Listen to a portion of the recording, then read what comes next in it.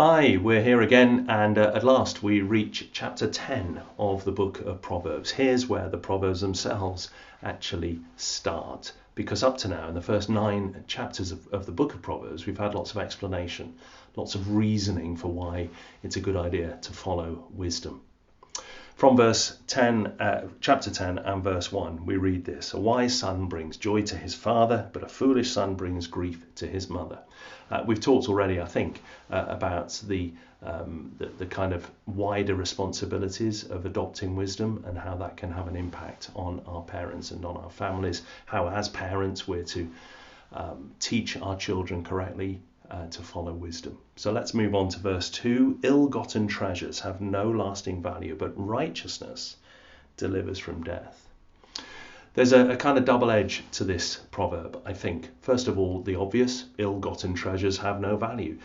We know that we are to acquire whatever wealth we need in legitimate, honest ways. We're not to defraud others. We're not to steal from others.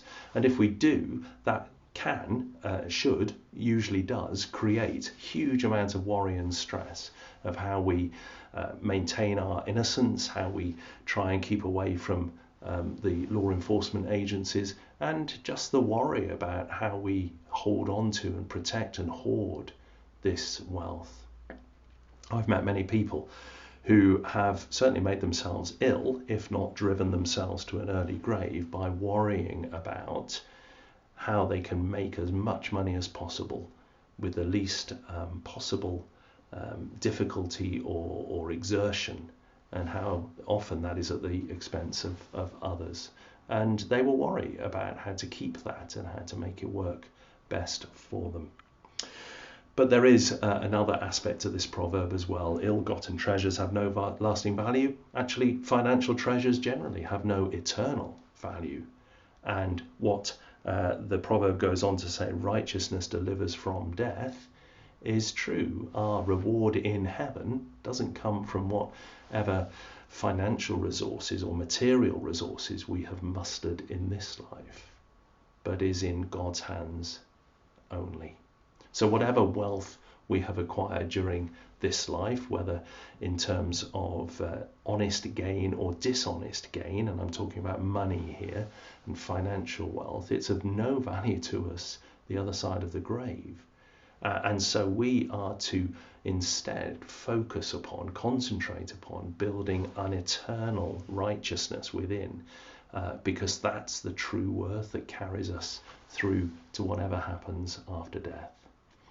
So friends, this proverb reminds us not to get so hung up about money. Some people get very hung up about money to the extent that they will then acquire it in an ill-gotten way. But let's not get so committed to acquiring money that we forget the eternal value of what is needed. Instead, the true worth of a person comes from within, doesn't it? As we acquire the fruit of the Spirit and as we live in accordance with that. Let me pray. Father, thank you for your provision towards us of all that we really need. Thank you that in you we are very wealthy people indeed. You've given us everything. And you protect us through everything. You provide for us with everything.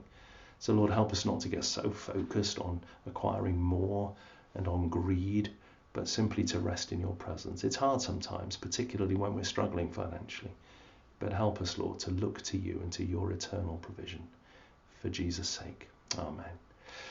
Amen. God bless you. See you again soon. Bye-bye.